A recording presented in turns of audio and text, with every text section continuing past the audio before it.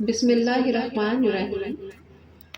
اللہم صلی علی سیدنا و مولانا محمد و علی آلہ و صحبہ و بارک وسلم۔ السلام علیکم ورحمۃ اللہ وبرکاتہ۔ ایک خوبصورت حدیث پاک ہے۔ رسول اللہ صلی اللہ علیہ وآلہ وسلم نے فرمایا، جب کوئی آدمی مرتا ہے اور اس کے رشتہ دار جنازے میں مصروف ہوتے ہیں تو اس کے سر کے پاس ایک انتہائی خوبصورت آدمی کھڑا ہوتا ہے۔ جب میت کو کفن دیا جاتا ہے تو وہ آدمی کفن اور میت کے سینے کے درمیان آ جاتا ہے۔ جب تدفین کے بعد لوگ گھر لوٹتے ہیں تو دو فرشتے یعنی منکر اور نکیر، جو دو خاص فرشتوں کے نام ہیں، قبر میں آتے ہیں اور اس خوبصورت آدمی کو مردہ آدمی سے الگ کرنے کی کوشش کرتے ہیں تاکہ وہ اس قابل ہو سکے کہ مردہ آدمی سے اس کے ایمان کے بارے میں رازداری میں پوچھ گچھ کرے۔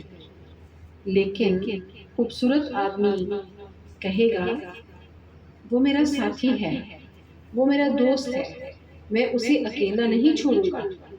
اگر آپ کو تفتیش کے لیے مقرر کیا گیا ہے تو اپنا کام کریں، میں اسے اس وقت تک نہیں چھوڑ سکتا جب تک کہ میں اسے جنت میں داخل نہ کر دوں۔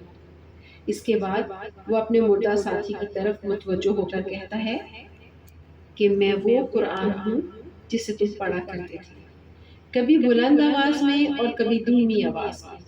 فکر نہ کرو، منکر و نکیر سے پوچھ گچھ کے بعد تمہیں کوئی غم نہیں ہوگا۔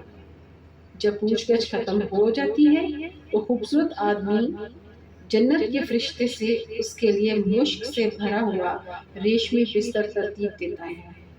رسول اللہ صلی اللہ علیہ وآلہ وسلم نے فرمایا، قیامت کے دن اللہ کے نزدیک کوئی اور سفارشی قرآن سے بڑا نہیں ہوگا، نہ کوئی نبی اور نہ فرشتہ۔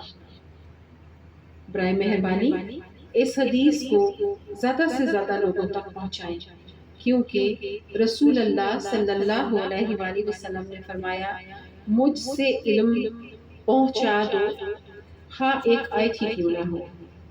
اللہ تعالی ہم سب کو یہ توفیق عطا فرمائے، آمین۔ ہم دعا کرتے ہیں کہ مندرجہ والا، یعنی جو پیغام ابھی میں نے آپ کے ساتھ شیئر کیا ہے، یہ کم از کم 5-7 مسلمانوں تک تو ضرور پہنچ جائے انشاءاللہ۔ آپ سے بھی ریکویسٹ ہے تمام سننے والوں سے کہ اس پیغام کو اپنے دوستوں اور رشتہ داروں تک پہنچائیں اور اللہ سبحانہ و تعالیٰ سے ڈھیروں انعامات حاصل کریں۔ جب آپ قرآن اٹھاتے ہیں تو شیطان کو سر درد ہوتا ہے، جب آپ اسے کھولتے ہیں تو وہ گر جاتا ہے، جب وہ آپ کو پڑھتے ہوئے دیکھتا ہے تو وہ بے ہوش ہو جاتا ہے۔ سبحان اللہ۔